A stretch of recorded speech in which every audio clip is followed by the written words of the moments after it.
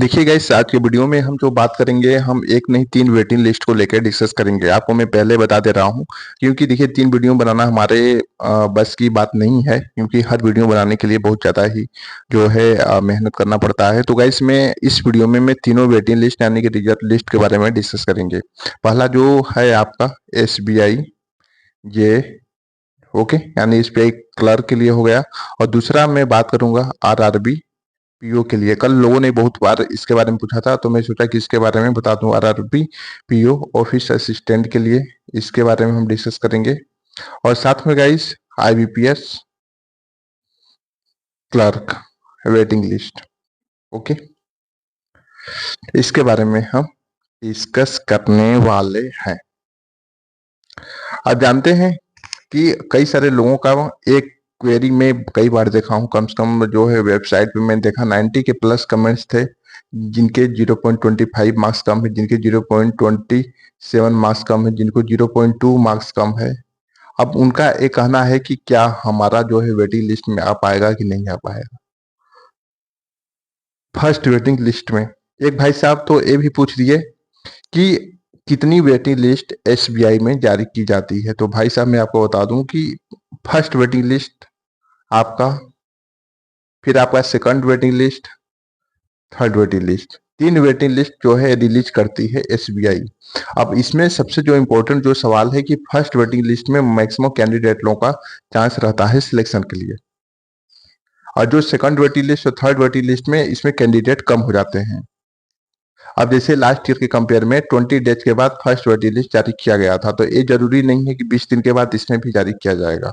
वो डिपेंड करता है आयोग पर। अगर उनके पास क्लियर डेटा आ जाता है तो जल्दी मिल जाएगा, क्लियर डेटा नहीं आ पाता है तो इसमें पेंडिंग लगता है, इसमें थोड़ा वेट करना पड़ता है। अब जानते हैं गाइस, हमें इस चीज को समझना जरूरी है कि जो आप लोग पूछ रहे थे मेरे 0.25 है, जिनके एक नंबर है। लास्ट ईयर में क्या हुआ था? लास्ट ईयर में हुआ था कि जिनके नंबर कम थे तभी उनका नहीं हो पाया, जिनके नंबर ज्यादा थे तब भी नहीं हो पाया। जो रीजन होता है ना, ये स्कोर के बेस पे नहीं होता है, ये रीजन होता है वैकेंट सीट के बेस पे। अब पता चला कि आपकी जोन में कोई सीट ही नहीं है, कोई कैंडिडेट ज्यादा छोड़ा ही नहीं है, तो आपको मौका नहीं मिलेगा। जो कैंडिडेट जो वैकेंसी अगर छोड़ा है तो उसके जगह पे आपको मौका मिल सकता है, अगर आपका नंबर मिसमैच करता है तब। तो गाइस, आज की वीडियो में हम जो है सबसे पहले इसको थोड़ा सा डिटेलिंग में बात करेंगे, तो फिर उसके बाद हम जो है जोन वाइज डेटा आपको देंगे, जिससे कि आप लोग देखेंगे कि हमारा हो पाएगा फर्स्ट वेटिंग लिस्ट में कि नहीं हो पाएगा। ओके, तो गाइस सबसे पहले मैं आपको बता दूं कि इसमें जो टोटल वैकेंसी कितनी थी, 6589 वैकेंसी थी। 6500 टोटल 89 वैकेंसी थी SBI में। इसमें से आपका जो रेगुलर वैकेंसी था, रेगुलर की अगर बात करें तो 5180 था। और साथ में बैक, ओके, बैकलॉग की अगर बात करें तो 1409। इतनी वैकेंसी यहाँ पे देखने को मिली रेगुलर में, बैकलॉग में। अब इस बार 6589 वैकेंसी में इस बार जो वैकेंट सीटें हैं, कोई कैंडिडेट लोगों ने RTI के माध्यम से बताया था, तो इसमें से 2000 के प्लस जो सीटें हैं वो वैकेंट हैं। ओके, यानी कि मान चलिए 33% सीटें वैकेंट आपको देखने को मिलेगी। अब एक भाई साहब का कितने वेटिंग लिस्ट आता है, तो देखो भाई, 1 2 3 वेटिंग लिस्ट कई साल से SBI में आ रही है, और इसमें 2.5 से 3 महीने का गैप के बीच में देखा गया है मैक्सिमम, लेकिन लास्ट ईयर में 20 डेज में ही देखने को मिल गया। तो ये आयोग पर डिपेंड करता है कि आयोग के पास क्लियर डेटा आ जाता है, तो क्लियर डेटा आने के बाद आयोग अपने अकॉर्डिंग से जल्दी ही रिलीज कर देता है। ओके, अब यहाँ पे सबसे पहले इस चीज को जानना, कैटेगरी वाइज बहुत ज्यादा लोगों ने पूछा है कि कैटेगरी वाइज कितनी वैकेंसी है। तो कैटेगरी वाइज में बात करें तो UR के लिए आपको पूरी डिटेलिंग में वीडियो को लाइक और चैनल को जरूर सब्सक्राइब करें, टेलीग्राम से जरूर जुड़े। आपको इतनी डिटेलिंग में कोई नहीं बताएगा। अगर मैं बात करूं यूआर के लिए 2255 2255 वैकेंसी यूआर के लिए है। ओबीसी की 1179 और एससी की आपका 788 और एसटी की आपका 450 और ईडब्ल्यूएस की आपका 508। ओके, 508 इतनी इसमें आपको देखने को मिलेगी कैटेगरी वाइज। ये तीसरी रेगुलर वैकेंसी हो गया। और बैकलॉग तो आपको मालूम होगा 1409 वैकेंसी है। ओके, अब यहाँ पर देखिए गाइस, यहाँ पर कुछ डेटा है हमारे पास, मैं आपको बता देता हूँ। जैसे कि जो है गुजरात में 2020 थी और आंध्र प्रदेश में आपका 11 वैकेंट जो है सीटें हैं, 11 सीटें। कर्नाटका की बात करें तो 270 है और एमपी में आपका 100 है। छत्तीसगढ़ में आपका 220 है। ये वैकेंट सीटें हैं। और यहाँ पे उड़ीसा के लिए अगर डिस्कस करें तो उड़ीसा में 190 है। चंडीगढ़ के लिए आपका 138 है। चंडीगढ़ के लिए मतलब चंडीगढ़ में यानी कि हरियाणा। अब जम्मू एंड कश्मीर में आपका 29 है। लद्दाख में 37 है। पीबी पंजाब में 178 है।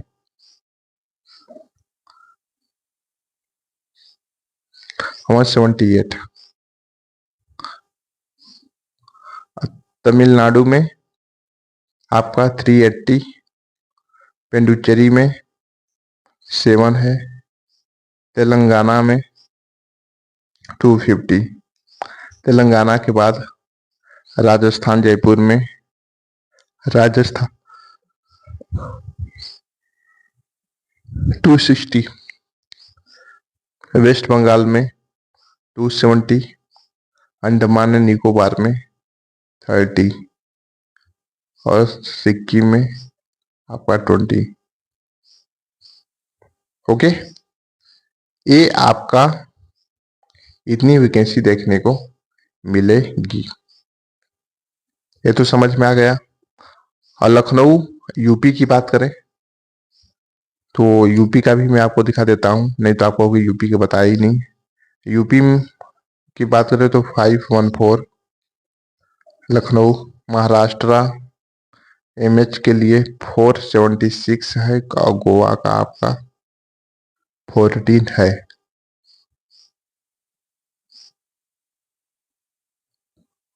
न्यू दिल्ली का डीएल का आपका 169।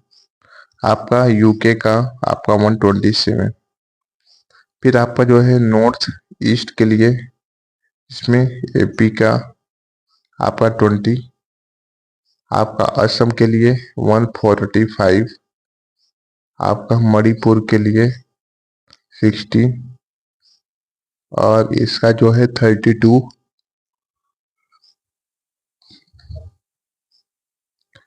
नागालैंड के लिए आपका 22। आपका जो है त्रिपुरा के लिए 22। ओके, इतना सारा आप एग्जैक्टली यहाँ पे देख सकते हैं। अब पटना के लिए इसमें बिहार का आपका 260 और झारखंड का 130। इतनी वैकेंसी है। इसमें से जो वैकेंट सीटें हैं यहाँ पर, अब यहाँ पर जो वैकेंट सीटें हैं जैसे कि ये कुछ जोन का उस दिन मैंने बताया था आपको, फिर से अगर होगा डेटा तो मैं आपको बता देता हूँ। यहाँ पे थोड़ा सा वेट करिए। ओके, तो देखिए वो जो था वैकेंट सीटें, जैसे आपका अहमदाबाद के लिए 10 था, कर्नाटका के लिए 18 था, आपका जो है एमपी के लिए 6 था, आपका चंडीगढ़ के लिए 19 था, न्यू दिल्ली के लिए आपका 21 था, यूके के लिए 11 था, आपका जयपुर के 31 था, और उसके बाद जो है एमएच के लिए, एमएच में 476 वैकेंसी है, तो एमएच के लिए अभी 70 के प्लस, इतनी सारी अभी डेटा मालूम चला है वैकेंसी सीटें हैं, इसमें बढ़ भी सकते हैं। तो इसमें जानते हैं ना कि अगर आपका स्कोर, अगर फर्स्ट वेटी, देखिए कल आने का अपडेट आ रहा है, कल आएगा आपका वेटिंग लिस्ट कल के डेट में। लेकिन इसमें क्या है कि अगर आप पूछ रहे हैं कि 0.75 मेरे नंबर कम है, एक भाई साहब पूछ रहे हैं 1.45 मेरे कम है, ठीक। लेकिन अगर आप लद्दाख से हो चाहे पेंडुचेरी से हो, जहाँ पे वैकेंसी कम है, वैकेंसी तो कम से नहीं मतलब है, जहाँ पे वैकेंट सीटें कम है, तो आपको भी मौका फर्स्ट वेव में नहीं मिलेगा। अगर आपके जोन में अगर वैकेंट सीटें रहेगी तो मिलेगा, अगर आपके जोन में वैकेंट सीटें है तो मौका मिलेगा, अगर नहीं है तो नहीं मौका मिलेगा फर्स्ट वेटिंग लिस्ट में। ओके, सो गाइस आज वीडियो बस इतना ही। वीडियो पसंद, वीडियो लाइक करें, शेयर करें, कमेंट्स करें। जो भी न्यू कैंडिडेट मेरे चैनल पर आए, चैनल को सब्सक्राइब कर सकते हैं। हम गाइस मिलते हैं नेक्स्ट वीडियो में। All the best, thank you so much.